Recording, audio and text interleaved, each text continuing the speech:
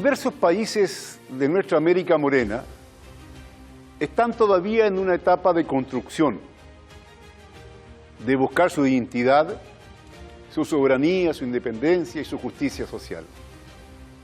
A pesar de que ya hacen centenas que dejamos de depender directamente del Imperio Español, otros ocuparon ese lugar y seguimos dependiendo. Y ha sido particularmente el imperialismo norteamericano. Y es el caso particular que ha tenido Honduras, un país en que la injerencia norteamericana ha sido muy profunda. Ahí han alimentado caciques en distintos momentos de la historia, intervención abierta y directa, convirtiendo en la práctica en una especie de fundo a ese país centroamericano.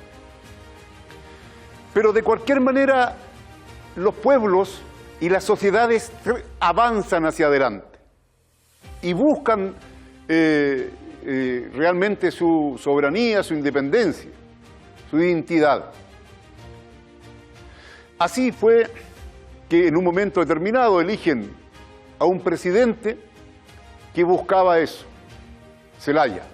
Pero rápidamente la oligarquía da un golpe, 2009, e instala a partir de allí gobiernos prácticamente de narcotraficantes, obedientes de los gringos, que en algún momento también ellos lo abandonan, porque claro, los norteamericanos, Estados Unidos, son pragmáticos. Hoy día me sirves y te abrazo, mañana no me sirves y te voto. Y así le ha pasado. Y ahí tenemos a un presidente, a un expresidente hondureño preso por narcotráfico en Estados Unidos. Pero el pueblo se reconstruye y saca fuerza y elige en el año 2022 a Xiomara Castro, una presidenta que llega con una consigna que es refundar Honduras. Inclusive habla de socialismo, con características propias de Honduras, por cierto. El actual gobierno de Honduras ha tratado de llevar adelante un programa de justicia social, de industrialización, de infraestructura, pero también ha tenido, por cierto, un boicot absoluto de sectores de la oligarquía, desplazada y obediente a Estados Unidos, que buscan retomar lo que ha sido siempre Honduras, un feudo y bajo la injerencia de Estados Unidos. Ahí hay una base militar muy poderosa en Centroamérica y está ahí en Honduras, pues, ¿no? Desde ahí Estados Unidos también monitorea la región para tener una fuerza de ataque y de injerencia directa. En noviembre de este año hay elecciones en Honduras, por cierto, y ahí nuevamente irá a disputa el nuevo mundo, la nueva Honduras, la Honduras refundada que se reclama, por un lado, y la vieja Honduras, esa Honduras corrupta del narcotráfico, del saqueo de Estados Unidos sobre ellos, saqueada por Estados Unidos, las que estarán en disputa, las dos Honduras. Bueno, desde nuestro programa optamos por la primera, la de la refundación. Esto es Negro y Blanco por Hispan TV. Soy Eduardo Artés.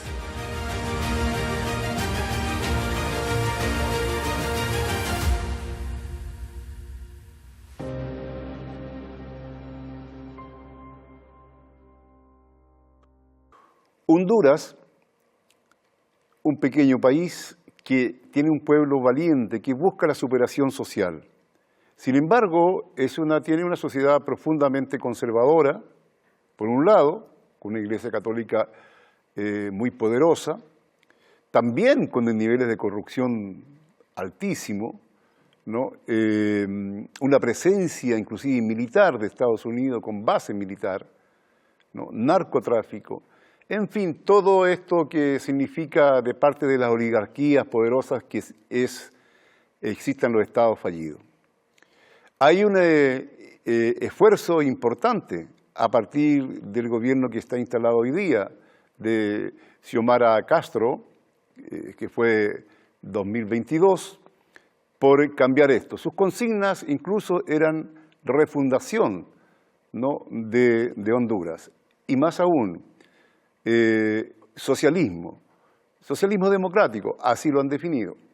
Bueno, para hablar sobre esto en profundidad, hoy día estamos desde Honduras con Gilberto Ríos, quien es dirigente del partido de gobierno, que es el Partido Libertad y Refundación Libre. Bienvenido, Gilberto Ríos, a nuestro programa Negro y Blanco por Hispan TV. Un saludo a todo su teleauditorio, muy agradecido por este espacio, por la entrevista. Gilberto, ¿cómo ha cursado en medio de toda la demanda social, ¿no?, y por un lado de las complicaciones que seguramente el Estado, el viejo Estado, ¿no?, trata de ponerle traba a las transformaciones que reclama la sociedad hondureña? ¿Cómo ha cursado este periodo de tiempo de la presidenta Xiomara Castro? Es difícil hacer el análisis sin hacer un contexto, recordando el golpe de Estado del 2009, así brevemente, la fundación de un nuevo partido que rompió con la tradición bipartidista de hace más de 100 años en nuestro país, que en los últimos 45 años se había vuelto pues el bipartidismo de la élite y la representación del interés norteamericano y del capital transnacional en nuestro país. Y bueno, la primera ruptura se da contra el gobierno del presidente Zelaya en 28 de junio del 2009, luego nuestra primera participación electoral en el 2013 con un tremendo fraude en el que se aprovecha para instalar en el país una narcodictadura que encabezó en primer lugar el expresidente Pepe Lobo y luego Juan Orlando Hernández, que estuvo ilegalmente incluso 2 periodos y que ahora mismo se encuentra preso en Nueva York, ¿no? Entonces, precisamente imputado por estos cargos de narcotráfico. Entonces, nosotros heredamos un Estado en el año 2022 que venía bastante vaciado en su contenido, digamos, de Estado, saqueado por estas personas que ocuparon el poder durante ese tiempo, y durante esos 3 años ha sido esencialmente esa la consigna, la de refundar el Estado de Honduras, la de devolverle su naturaleza, la de sanear sus finanzas y transparentarlas frente al pueblo hondureño, ¿no? Y evidentemente con un sector de oposición bastante fortalecido, bastante poderoso, con una economía muy fuerte, pero también respaldado políticamente y de manera muy abierta por las políticas norteamericanas, por el Comando Sur, por el Departamento de Estado y por su sede local aquí en Tegucigalpa, la Embajada Norteamericana. Así que han sido 3 años realmente adversos, donde apenas se ha podido estabilizar la economía nacional, pero que ya demuestra que con una correcta administración puede haber crecimiento económico con un poco de distribución social, aún bajo las normas de un sistema capitalista, ¿verdad?, que un gobierno de corte socialista democrático trata de derrotar, de vencer, de avanzar, de cambiar su carácter y su naturaleza. Gilberto, ¿cómo ha reaccionado o está reaccionando el movimiento social popular, ¿no?, a las dificultades que tiene el gobierno para resolver las demandas que son históricas, que no son de este gobierno, por cierto, pero que son históricas, ¿no? En lo social, uno ve que hay algunas iniciativas interesantes, ¿no?, como es, por ejemplo, condonar el pago de la luz a los sectores más pobres, ¿no? Construcción de viviendas, escuelas, hospitales, infraestructura, carretera, etcétera, ¿no? Pero ¿cómo se siente ese movimiento? ¿Va acompañando a la gestión del gobierno o se ven contradicciones, empiezan a ser usadas también por los sectores reaccionarios, inclusive narcos? Tú contabas recién que el presidente está preso, tengo entendido que la esposa de él quiere ser candidata, ¿no?, también, y imagínate la realidad aquella. ¿Cómo está ese movimiento? ¿Cómo se relaciona con el gobierno? Bueno, el movimiento popular del que yo vengo, por cierto, a una militancia pues, de toda mi vida, eh, era muy potente todavía en el gobierno del presidente Zelaya, era fuerte, podía hacer lo que nosotros llamábamos paros cívicos nacionales, es decir, detener todo el país por demandas sociales. Luego este movimiento se transformó en una plataforma mucho más fuerte después del golpe de Estado del 2009 que se llamó el Frente Nacional de Resistencia Popular. De ahí nació el Partido Libertario de Fundación. Es decir, el Partido Libertario de Fundación está compuesto en su dirigencia inicial precisamente por toda la dirigencia social del país, donde destacaban figuras como Berta Cáceres, por ejemplo. Y este movimiento social, hoy somos gobierno, ¿verdad? No hay un movimiento social por fuera del gobierno, eso tiene aspectos positivos y aspectos negativos, en el sentido de que nos quedamos sin una presión social, pero porque ahora mismo somos gobierno, ¿no? Y esa transición no es tan fácil.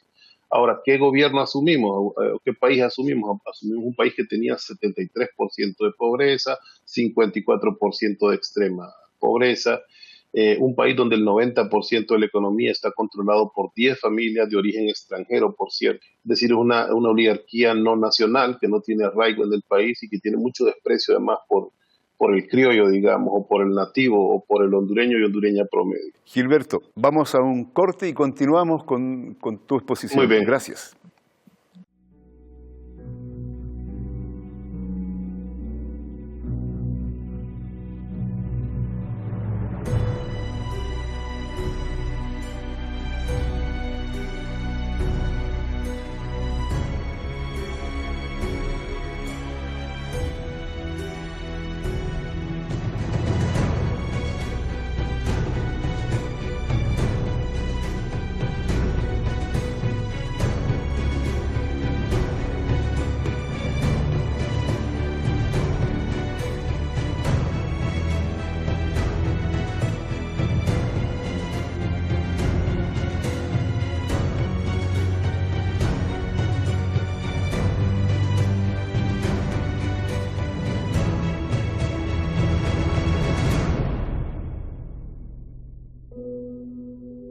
Estamos de vuelta acá en Negro y Blanco con Gilberto Ríos desde Honduras, ¿no? Gilberto, tú estabas diciéndonos las dificultades en las que asumió, digamos, el gobierno de refundación.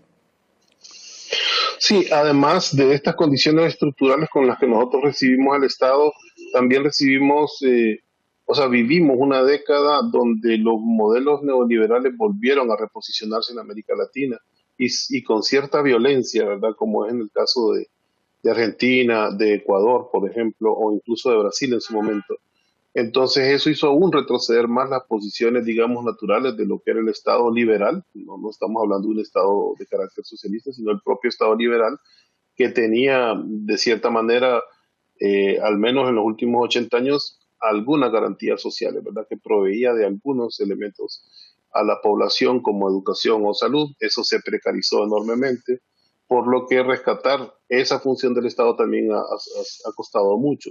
Actualmente existe una inversión social sin precedentes, digamos, una inversión cercana a los 4.000 millones de dólares anuales para un país de 8 millones de 10 millones de habitantes, pero de 8 millones de habitantes viviendo en su territorio, que significa una inversión social bastante importante en lo que ha sido reparación de escuelas, ¿verdad? De 23.000 centros electorales encontramos que casi 16.000 estaban en terribles condiciones. Se ha invertido también en caminos productivos. Uno de los rubros más importantes del país es la producción de café, por ejemplo, pero no hay caminos que logren sacar esa producción del interior del país. Eso se ha avanzado también mucho. Se han construido más de 3.000 kilómetros de carretera, que también era parte del abandono que existía en Honduras, y está focalizado, sí, una gran cantidad de personas que viven en mucha pobreza, que no pagan ahora energía eléctrica, estamos hablando cerca de 1 millón de habitantes, y también de personas que ahora son susceptibles de programas sociales financiados por el gobierno.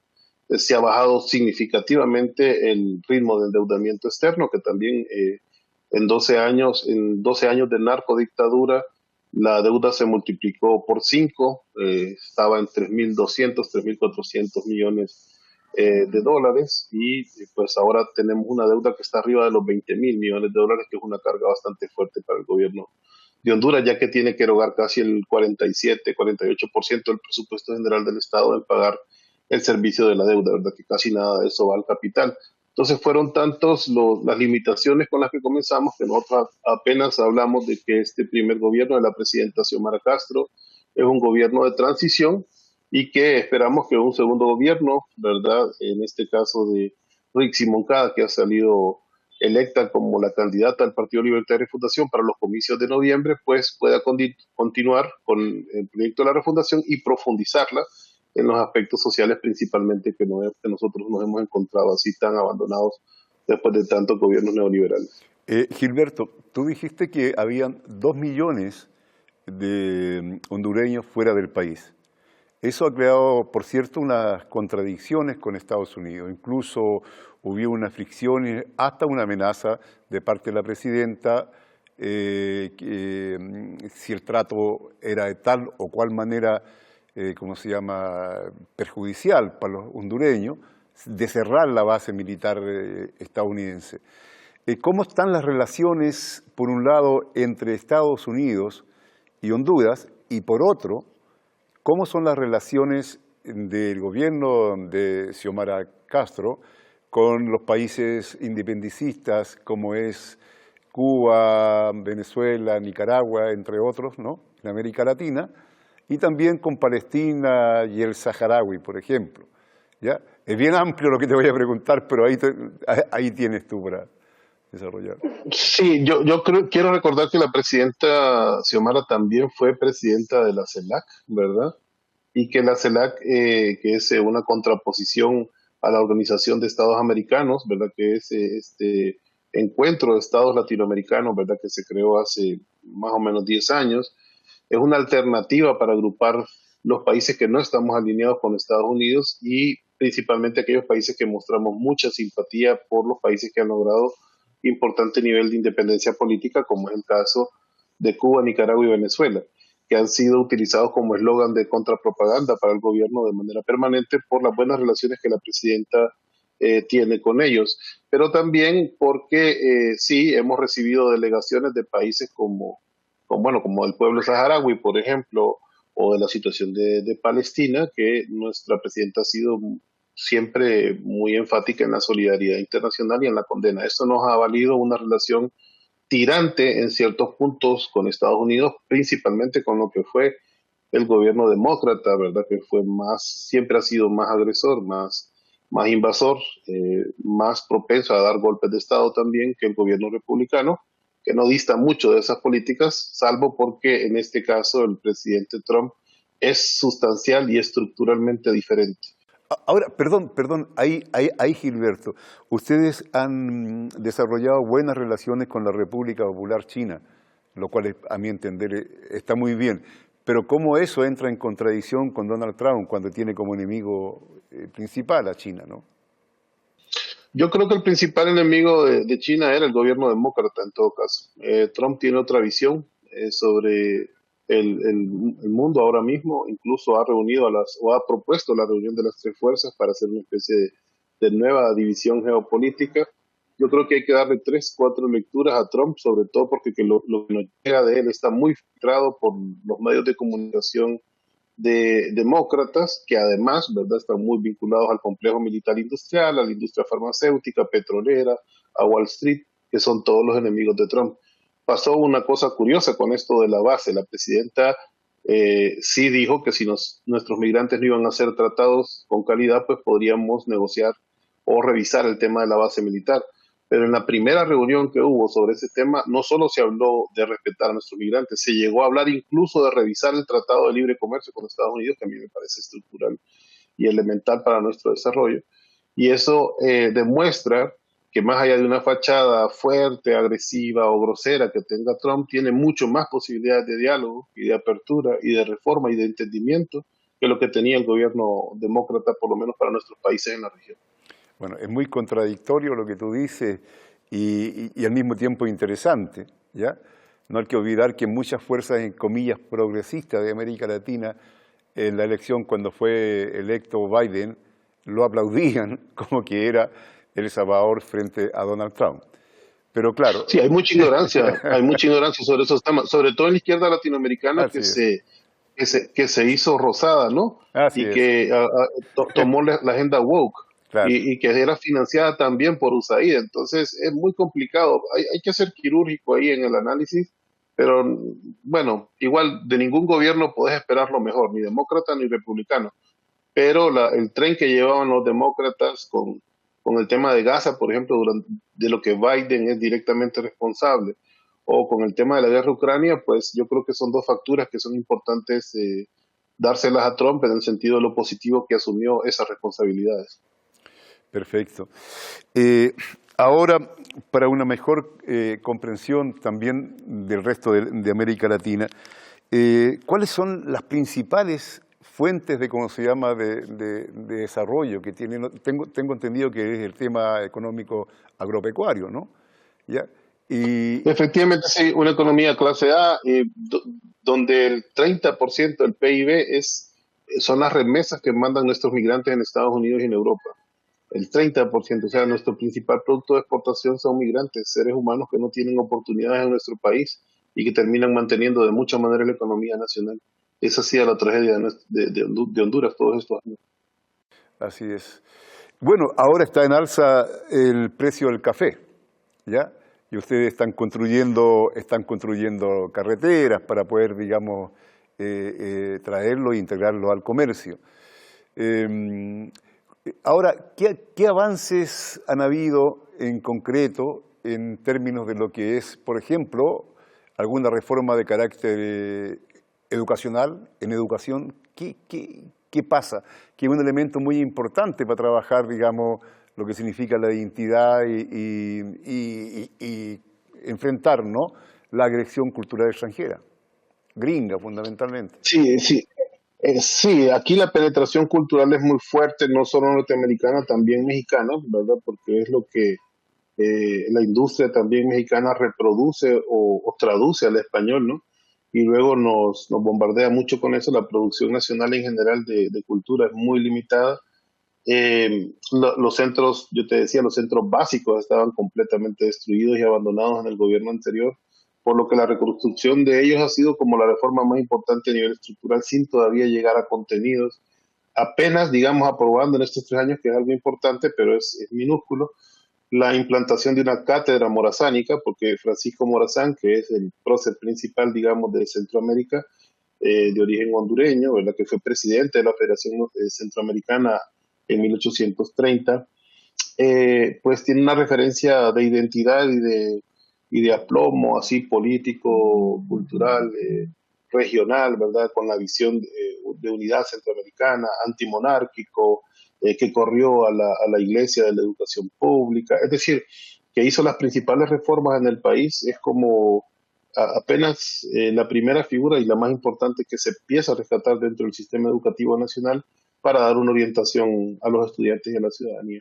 Pero las reformas van muy lentas porque estamos realmente recuperando un Estado que estaba completamente destruido, un país que estaba abandonado y además saqueado.